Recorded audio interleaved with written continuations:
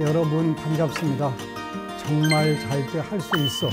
법안 스님의 걱정 말고 경전 공부 법안입니다.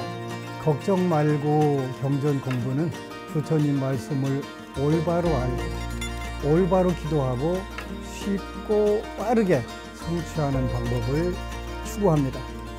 인생의 길에서 많은 우여곡절이 있는데 부처님 말씀이 때로는 다정하게 때로는 매섭게 휘몰아쳐 주실 때가 많이 있죠. 또 경전의 바다가 너무 광대하다 보니까 여러분들이 그 바다에 빠져서 호적거리는 경우도 많이 있는데 함께 쉽게 공부해 보도록 하겠습니다. 함께 하겠습니다.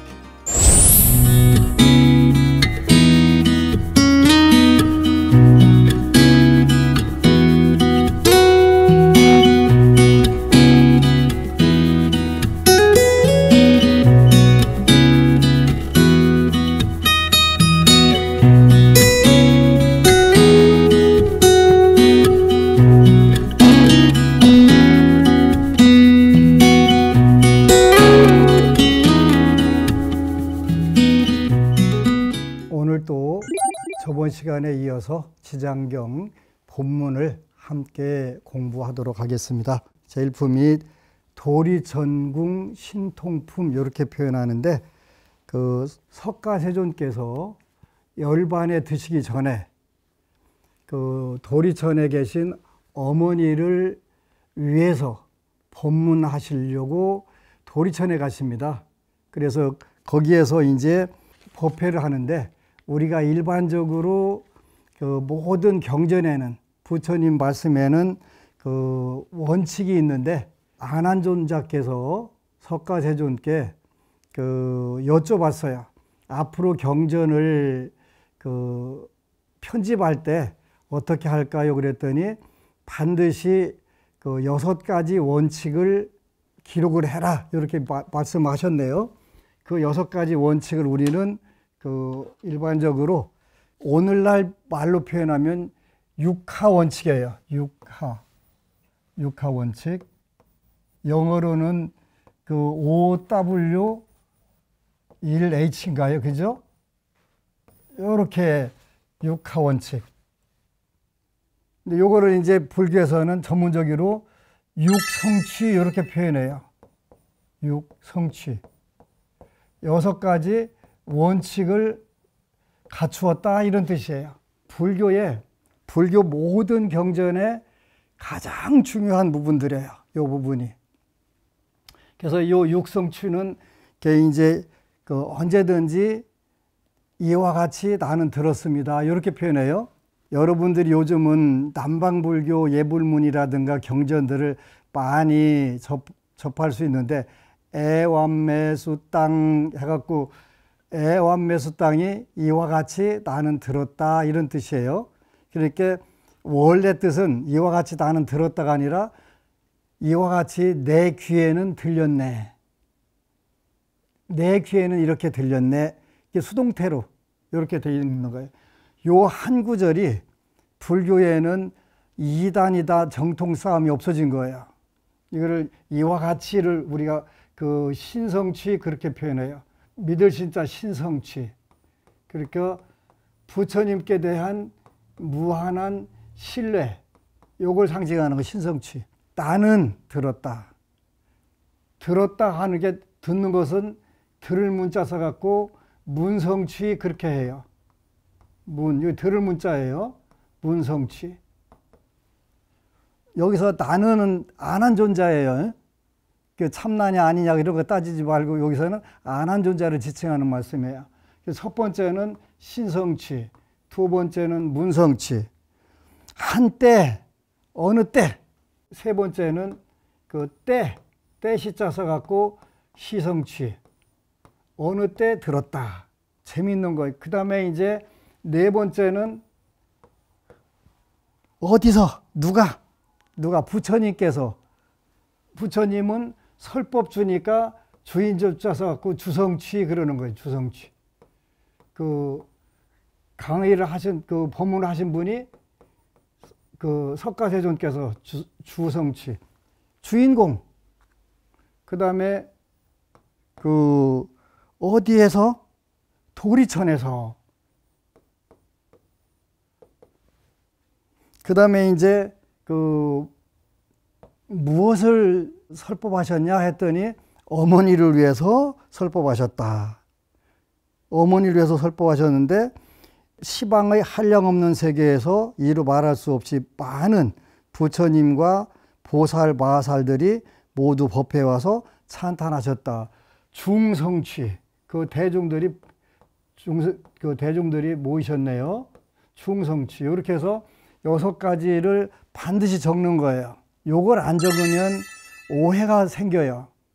오해가 생겨서 기독교나 그 유교의 경전들은 그 공자 가라사대, 예수 가라사대 이렇게 표현해서 예수님이, 공자님이 이렇게 말했어. 다른 말하면 안 돼.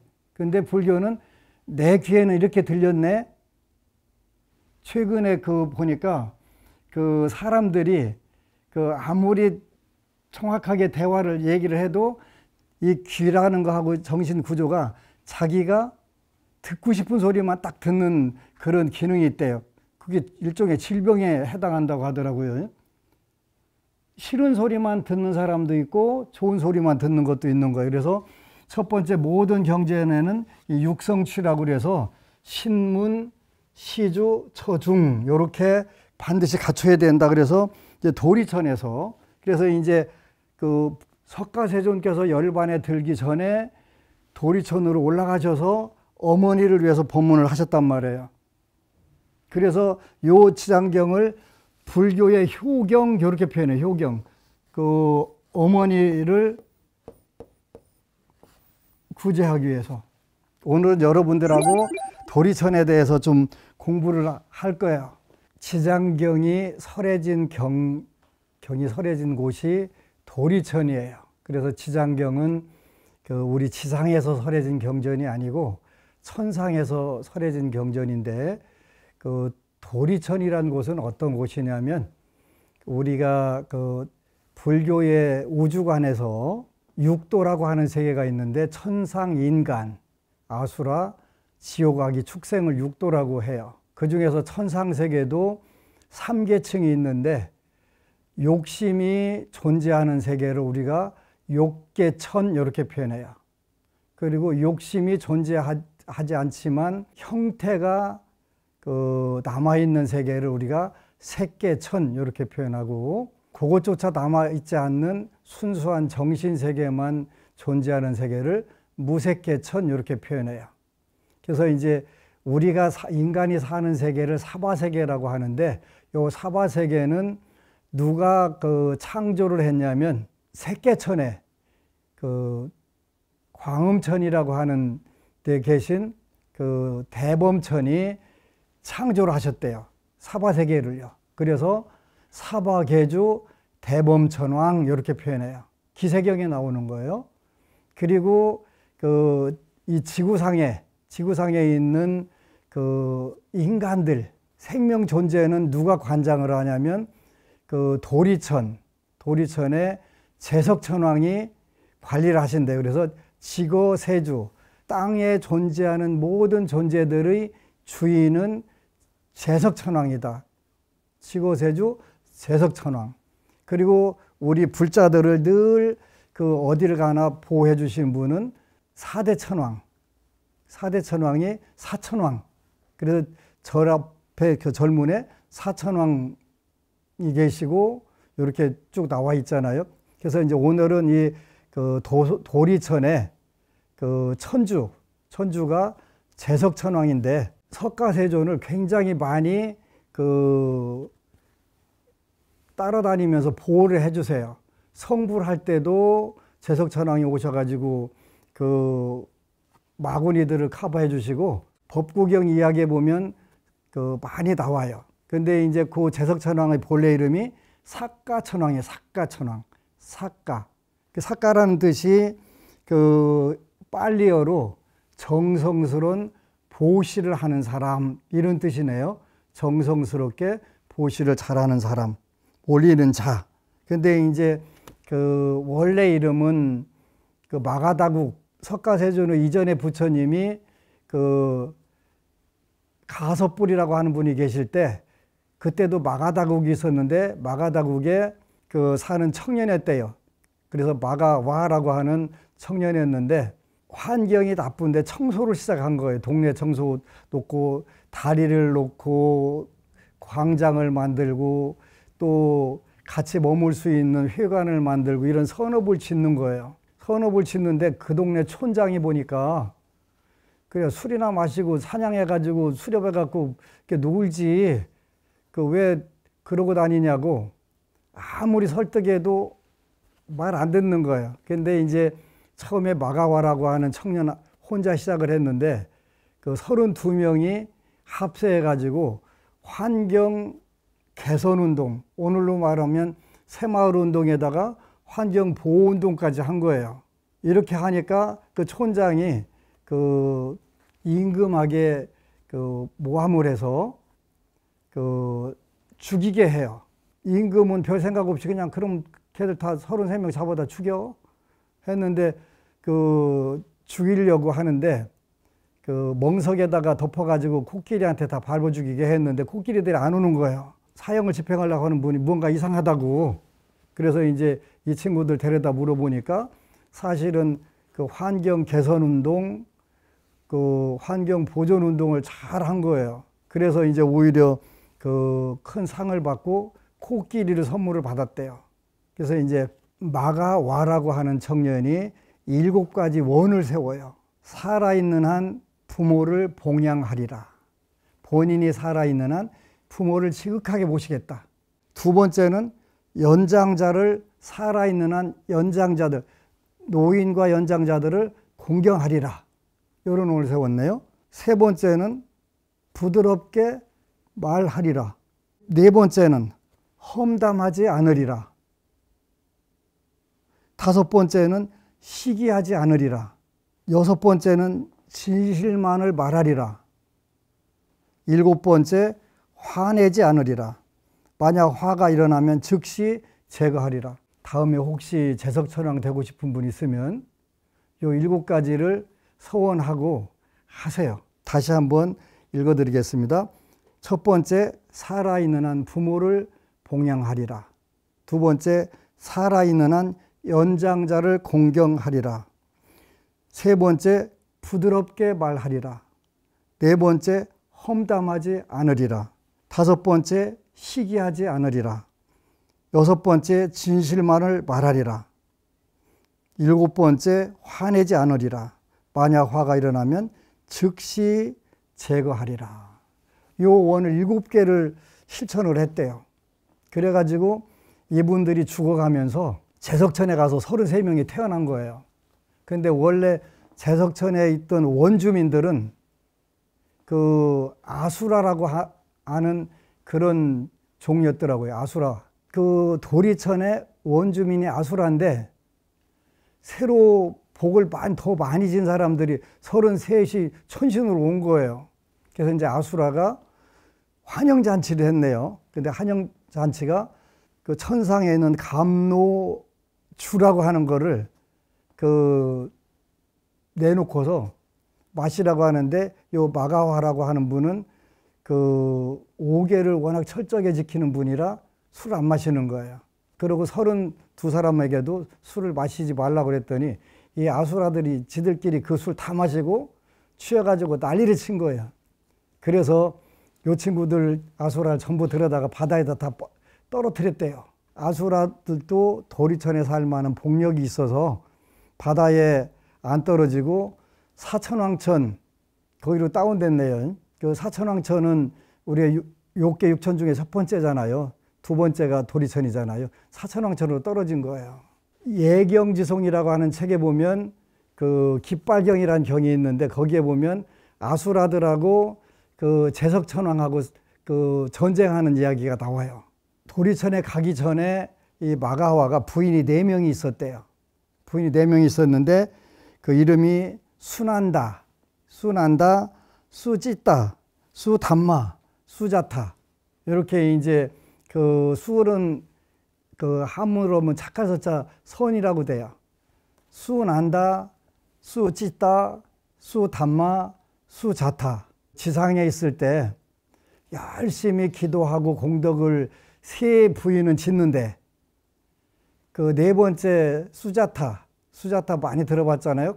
수자타는 그 선생이라고 번역이 돼요. 수는 착할 선자고 자타는 날생자고. 그 네 번째 부위는 그 뭐 우리 남편이 복을 많이 짓고 있는데 내가 더 복 질 거 뭐 있어? 그래가면서 늘 때 빼고 광내고 화장하는 것만 즐겼대요. 근데 그 불사를 하는데 그 세 부인은 열심히 그 불사에도 참여하고 세상 사람들이 편하게 그 강당도 만들고 연못도 만들고 또 정원도 만들고 뭐 이렇게 편리시설을 많이 만들어 가지고 바로 죽자마자 도리천에 다 갔는데 네 번째 부인은 없는 거예요. 그래서 이제 그때 그 제석천 천왕이 이름이 사가천왕인데 그 사가천왕이 네 번째 부인은 어디 갔나 찾아보니까 어느 동굴 속에 그 두루미 학으로 태어난 거예요. 그래서 이제 사가천왕이 가서 그 물어보니까 당신은 누구냐고, 천왕이니까 그 축생하고도 대화가 할 수 있잖아요. 나는 전생에 네 남편이었다. 너는 복을 안 지어서 이렇게 축생으로 태어났다. 전 남편은 어디가 태어났냐 그랬더니 천상에 태어났다고 그래요. 그래서 천상 구경을 시켜줘요. 천상의 연못에 새 그 부인이 와서 너는 그냥 맨날 때 빼고 광내는 것만 하더니 그렇게 백조로 태어났어? 오늘날로 말하면 희롱을 해가지고 너무 이제 속이 많이 상한 거예요. 그래서 이제 사가천왕 보고 내가 원래 살던 대로 보내달라고 내려와서 이제 사가천왕이 네가 계율을 잘 지키면 다음 생에 다시 만날 수 있다. 그래서 5계를 철저하게 지키라고 그 부탁을 해요. 그 백조인데 이제 물고기 먹고 살잖아요. 그래서 사가천왕이 물고기로 변해가지고 죽은 척 해서 먹나 안 먹나 보는 거예요. 딱 먹으려고 하는데 그 꼬리 지느러미를 살짝 흔들으니까 후닥닥 놓는 거예요. 안 먹는 거예요. 세 번이나 그렇게 하고서 내가 너를 테스트 해봤다. 근데 네가 계율을 진짜 잘 지키는구나. 근데 그 백조는 굶어서 죽은 거예요. 자연사한 물고기만 먹는데 굶어갖고 결국은 죽어요. 죽어서 그 다음에 이제 그 인도의 어느 옹기장이 집에 딸로 태어나요. 15살쯤 됐는데 다시 사가천왕에 내려와서 그 계율을 지키나 안 지키나 본 거예요. 그래가지고 천상에 있는 보석을 한 술에 갖다 주고 평생 이걸로 다른 거 하지 말고 계율만 지키면서 살으라고, 그러면 네가 다시 그 천상에 나올 수 있다고 그래서 이제 5계를 잘 지키는 5계 10선업이 천상으로 가는 길이잖아요. 그래서 이제 그 옹기장의 딸로 살고 죽어서 아수라 사천왕천 아수라 대장 딸로 태어난 거예요. 그 아수라 왕 딸로 태어난 거예요. 오늘날도 대만의 스님들이 법문하실 때는 그 미녀들, 세상에 아름답다고 하는 미녀들은 다 어디 출신이냐고 하냐면 아수라 출신이라고 얘기하는 거예요. 근데 이 수자타라고 하는 그 옹기장이 집 딸내미는 그 두 생을 걸쳐서 계율을 열심히 지킨 공덕으로 아수라 왕의 딸로 태어났는데 너무 아름다운 거예요. 그냥 그 아수라 세계의 모든 아수라들의 선망 대상이고 너무 인기가 좋아요. 근데 그래서 이제 아수라 대왕이 골치 아프니까 누구든지 내 딸이 그 좋아하는 남자하고 아수라하고 결혼시키겠다. 사가천왕이 어쩌다 보니까 그 지금 그 배필을 구하는 그 하는 거예요. 그래서 후닥닥 그 사가천왕이 그 늙은 아수라로 변신을 해서 그 갔는데 그 첫눈에 확 들어오는 거예요. 그죠? 아수라 딸이 보니까. 그래서 그 늙은 아수라하고 도리천으로 도망가요. 두 생 동안 계율을 지킨 공덕이 커서 몸에서 황금빛이 나고 아름답고 그 복도 무지막지하게 타고나고, 그래서 그 제석천, 도리천의 2,500만 천녀들의 대장이 된다고 나와요. 결국은 이제 전전생 부인을 이제 그 도리천으로 데리고 오는 그런 상황들이 되는데, 우리가 윤회가 있다 없다 아무리 해도 윤회는 존재할 수밖에 없어요. 부처님께서 삼아승기겁을 수행을 하셔가지고 성불 하셨잖아요. 한 생에 우리가 무슨 죄로 무슨 복으로 성불 하고 아라한이 되고 공부를 완성하겠어요. 우리는 계속 가는 거예요. 이 과정에서 바로 도리천, 사가천왕의 세계인 도리천에서 그 이 집회가 이루어졌는데, 도리천의 그 제석천왕 궁전이 그 선견성이라고 그래서 선견성의 그 선법당이라는 곳이에요. 거기서 이제 법회가 이루어진 거예요. 여기 많은 부처님과 보살, 마하살들이 모두 법회에 와서 찬탄하셨다, 이렇게 표현하셔요. 많은 부처님, 그 현실적으로 우리 우주가 엄청나게 넓은데, 우주의 가장 큰 숫자가 인도에서는 무량대수라고 그래서 10의 68승이 무량대수더라고요. 우주가 무량대수가 되면 소멸된대요. 과학적으로도 그게 소멸이 된대요. 그런데 각 세계에 은하가 수없이 있는 것처럼, 태양계가 수없이 있는 것처럼 부처님 세계도 많이 있단 말이에요. 석가모니 부처님은 오타각세에서 불가사의한 큰 지혜와 신통력을 나타내어 억세고 거친 중생들을 조복하여 고락의 법을 알게 하신다 하며 각기 시자들을 보내어 세존께 문안드렸다. 세존 부처님께서 오타각세에 불가사의한 큰 지혜와 신통력을 나타내요. 이제 앞으로 이런 부분들에서 많이 우리가 고민해야 되는데, 고락의 법, 요 지장경은 아까 인과법과 윤회에서 빠져나가는 중생 구제의 그 법을 말씀하신다고 그랬는데, 여기서 굉장히 중요한 게 고락의 법이에요. 고락의 법. 고락의 법은 우리가 여러분들이 다 알아요. 사고, 팔고 이렇게 표현해요. 사고, 팔고 하는데, 사고라고 하는 것은 육체적인 괴로움 4가지를 말하는 거예요. 태어나는 괴로움, 늙는 괴로움, 병드는 괴로움, 죽는 괴로움, 이렇게 표현해요. 빨리어 자료에 보면 그 다음에 5번째부터 8번째까지 괴로움이 우리가 현재 알고 있는 거하고 조금 달라요. 우리는 8번째가 오음, 성고, 오온 자체가 다 괴로움이다, 이렇게 표현하는데, 빨리어 자료에 보니까 우리가 육체적으로 4가지 괴로움이 있다면, 심리적으로, 일반적으로 정신적인 괴로움도 4가지가 있다, 이렇게 표현을 해요. 그래서 육체적인 괴로움 4가지, 심리적인, 정신적인 괴로움 4가지, 그래서 사고, 팔고 이렇게 하는데, 예경지송이라고 하는 자료를 보니까 우리가 말하는 팔고의 심리적, 정신적인 괴로움이 좀 달라요. 여기는 5번째가 우비, 고래, 절망은 괴로움이다. 슬픔과 고통과 괴로움과 이런 것들은 절망, 이런 게 괴로움이다. 우비, 고뇌, 절망, 이것은 괴로움이다. 5번째. 그 다음에 6번째가 사랑하지 않는 것과 만나는 것, 원증, 회고, 이렇게 표현하죠. 괴로움이다.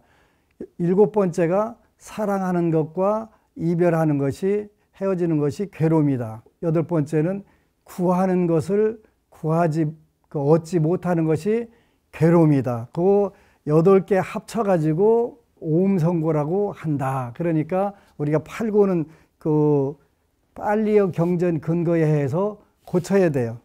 오음성고가 팔고에 들어가는 게 아니라 8가지 전체가 오음성고, 다 이렇게 표현하는 거예요. 이런 부분들을 우리가 정확하게 알면 굉장히 좋고, 그래서 이제 고락의 법, 요 빨리어 자료에 보면 뭐가 무지냐, 뭐가 무명이냐, 이런 정의가 정확하게 나와요. 우리가 12연기에서 무명연 행하고 행연 식하고 이렇게 나오고, 괴로움이 왜 발생하냐, 무지로부터 발생한다, 이렇게 표현해요. 그러면 그 무지 무명이 뭐냐, 요거 물으면 우리 불자들이 정확하게 대답을 못해요. 그래서 이제 여러분들이 그 부분에 대해서 불자들이니까 한번 정확하게 대답을 할 필요가 있어요. 무지 또는 무명, 불교에서 제일 괴롭다고 하는 게 요 무명이에요. 무명. 지혜가 없음. 그 다음에 무지. 이게 뭐가 무명이고 무지냐 하니까, 무명이라고 하는 것은 물론 요 지혜가 없는 거예요. 지혜가 없는 건데, 한국에서도 깨달음이 뭐냐, 깨달음에 대해서 많은 부분, 이게 이제 명이라고 하는 것이 이게 깨달음이에요. 깨달음. 그 명이라고 하는 것이. 그래서 우리가 성도제 날 부처님께서 도를 이루셨다. 도를 이루셨다 했을 때 뭘 이뤘냐 이렇게 하면은 그 정확하게 자료가 나와요. 삼명육통이라고 나와요. 삼명육통. 3가지 지혜와 6가지 지혜를 얻었다, 깨달았다, 알았다, 그런 거야. 알았다.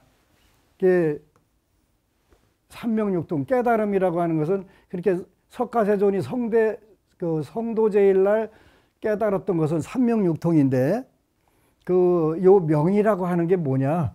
그때 이 삼명은 첫 번째가 전생을 모두 하는 것을 우리가 숙명명이라고 해요. 또는 숙명명, 숙명지, 여기 지라고도 해요.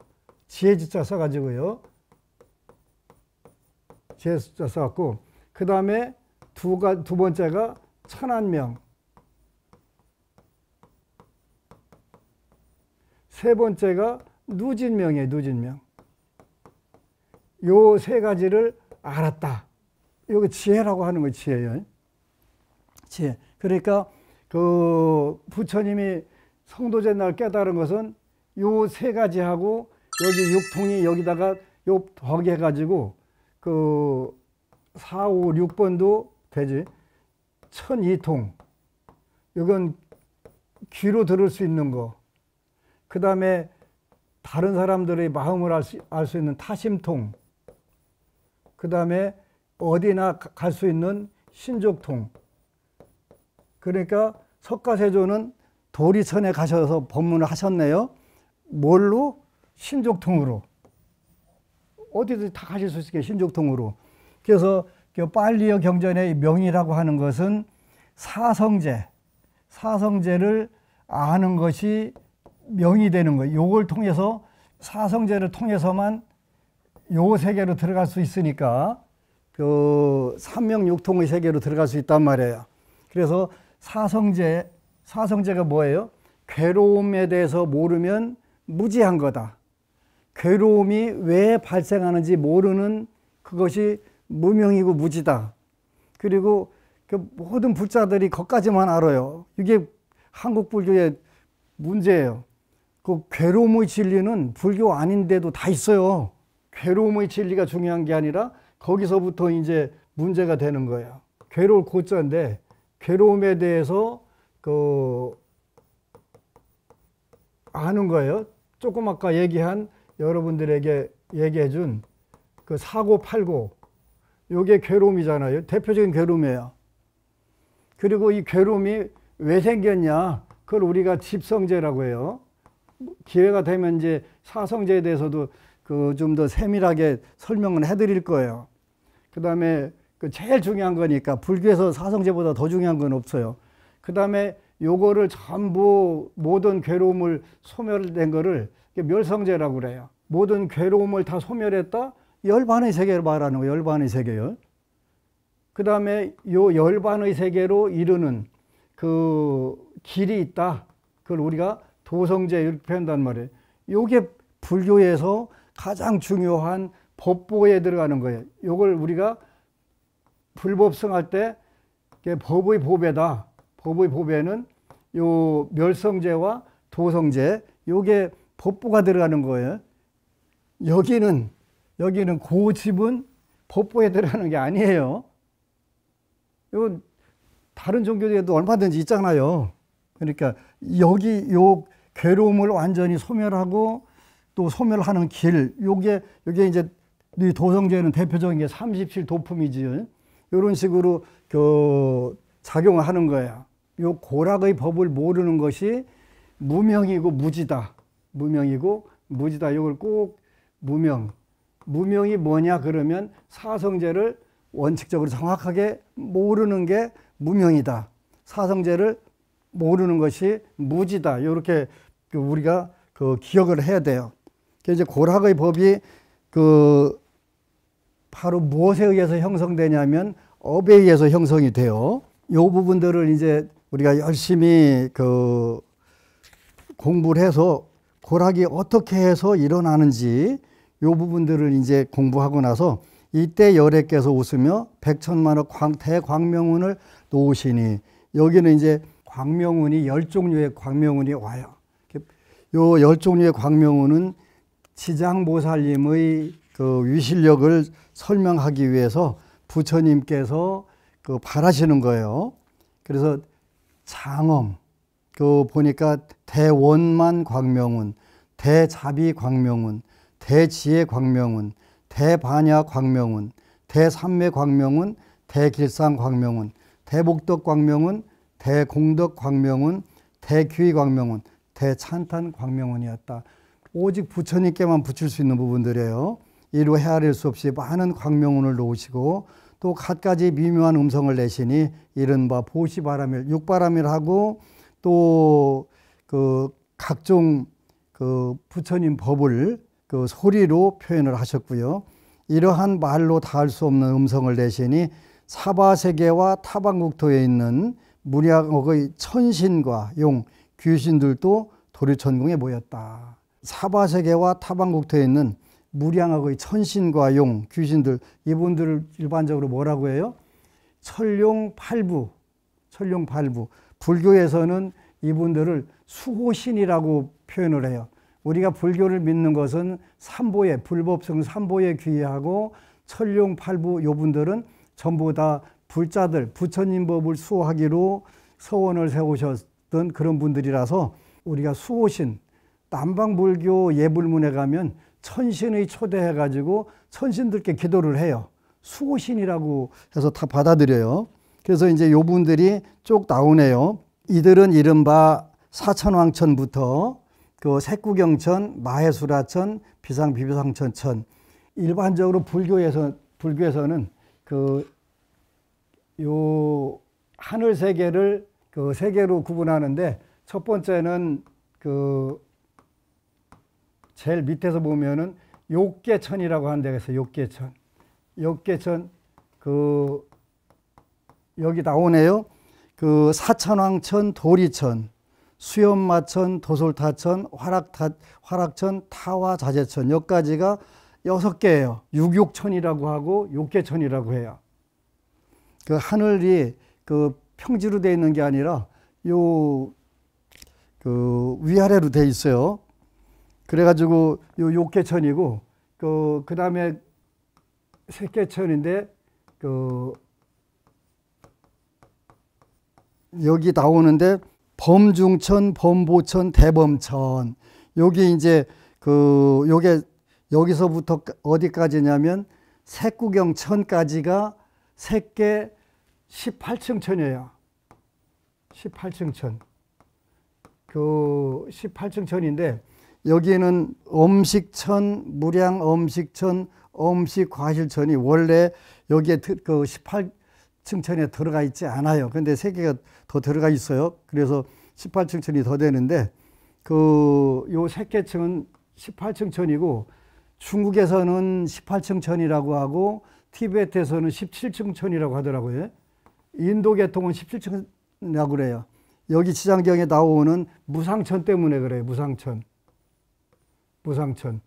이게 인도에 있는 모든 종교나 이런 분들은 이 무상천을 최고로 꼽아요.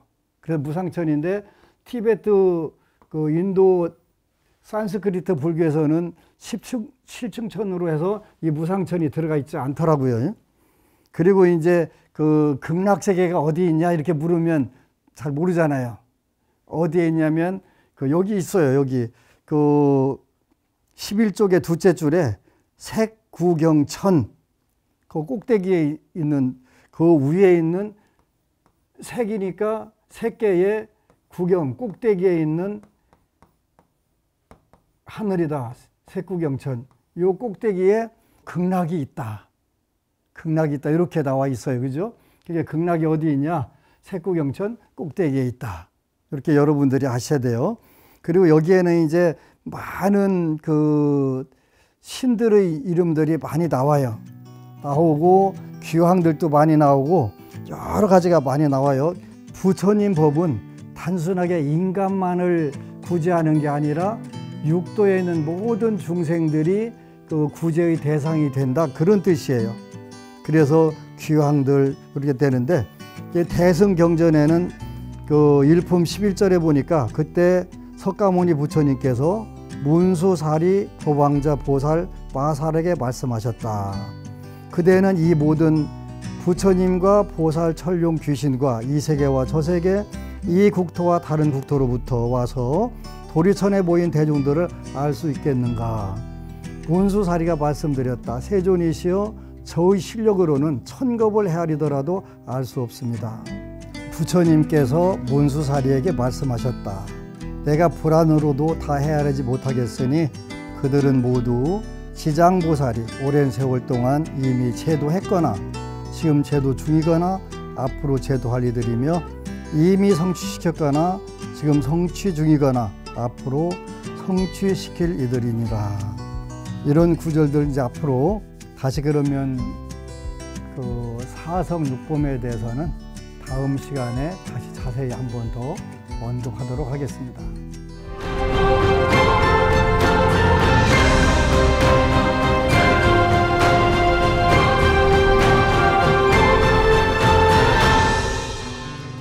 여러분들은 운명을 믿으십니까? 지장경에는 타고난 성정과 의식으로 정해진 것이 아니라고 정확하게 말씀을 하셨고, 또 약사경에도 구하라 얻으리라 이런 말씀으로 운명을 극복할 수 있다는 말씀을 하시는데요. 의지와 노력으로 누구나 타고난 운명을 바꿀 수 있다고 저는 확신을 합니다. 여러분들도 그럴 것이라고 믿습니다. 법안 스님의 걱정 말고 경전 공부에선 여러분들의 신심과 원력으로 더 굳건하게 되길 바라는 마음으로 간절한 기도를 통해 운명을 바꾼 사람들의 이야기를 전해드리고 있는데요. 불보살님들의 크고 작은 가피들은 늘 함께 합니다. 때로는 꿈으로 몽중가피로, 때로는 또 현실로 현전가피로, 또 긴 것도 같고 아닌 것도 같은 그런 상태로도 가피들은 늘 오고 있지요. 불자로서의 자부심으로 기도 수행 열심히 하시는 분들이라면 BBS 불교방송 홈페이지나 유튜브 댓글로 여러분들의 사연을 보내주십시오. 이 시간에 소개해드리고 선물도 보내드리도록 하겠습니다. 그럼 운명을 바꾼 사람들, 오늘 첫 번째 이야기를 소개해드리겠습니다. 운명이 바뀌려나 봅니다. 오늘 새벽 기도를 하면서 환희심과 감사함으로 눈물이 났습니다. 많은 분들이 기도한 뒤에 남편이나 가족들이 변했다고 하는데 저는 남편이 아닌 제가 바뀌었습니다. 원래 저는 존경할 만한 사람, 가치관이 비슷한 사람과 결혼하고 싶었습니다. 연애할 당시 남편이 제 눈에는 그렇게 보였는데 결혼하고 보니 눈에 씬 콩깍지 때문이었다는 걸 깨닫게 되었습니다. 남편이 다른 사람이 된 게 아니라 제 이상과 거리가 있었던 것이지요. 사실 남편은 정말 좋은 사람입니다. 불심도 깊고 현명하고 센스도 있고 사력 있고 자상한 데다 재미있고, 다만 남편이 하던 일로 큰 빚을 지게 되자 원망하는 마음이 앞서 마음의 벽을 만들고 남편의 진면목에 감사할 줄 몰랐던 것입니다. 형편이 어려워졌다고 배신한 건 아닌 것 같다는 생각에 남편이 안 됐다는 측은지심이 들어서 같이 살긴 했지만 한결같이 잘해주는 남편의 마음을 당연하게만 여기고 조금만 소홀하면 툴툴거리고 남편을 참 많이 구박했던 것 같습니다. 드러내놓고는 아니지만 속으로 원망하고 무시하는 마음이 컸던 것이지요. 다 제 못된 성격 탓이었습니다.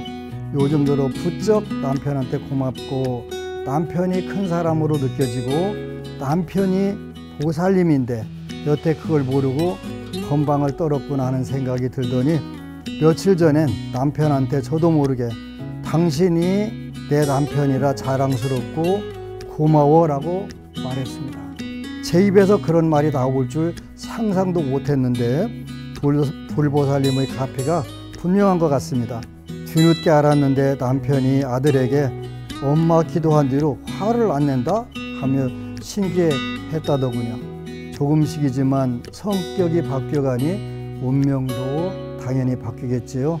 장차 불보살님이 보시기에 때가 되었구나 싶을 때 더 큰 소원도 선물로 주실 거라 믿습니다.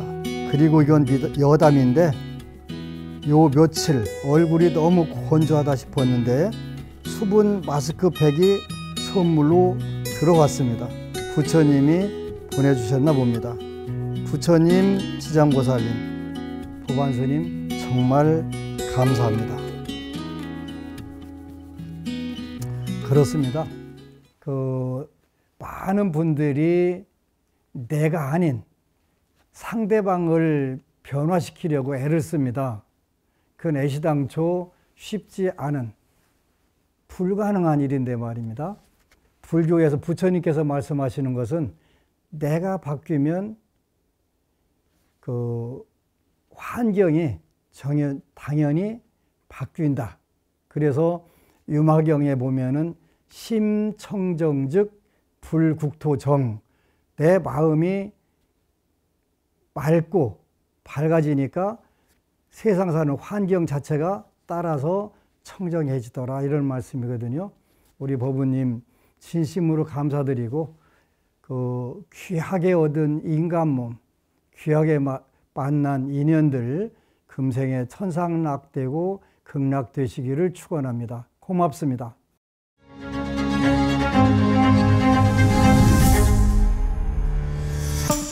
정말 잘 돼 할 수 있어. 보반스님의 걱정 말고 공부 두 번째 시간이었습니다. 앞으로 회를 거듭하면서 저와 함께 꾸준히 공부하다 보면 지장경을 열심히 독송하고 계신 분들은 기도의 깊이가 한층 깊어질 거라고 생각합니다. 또 이제 처음 지장경을 접하신다면 지금부터 지장보살님의 끝없는 원력의 세계를 기쁜 마음으로 함께 만나보시기 바랍니다. 다음 시간까지 평안하십시오. 고맙습니다. 아미타불.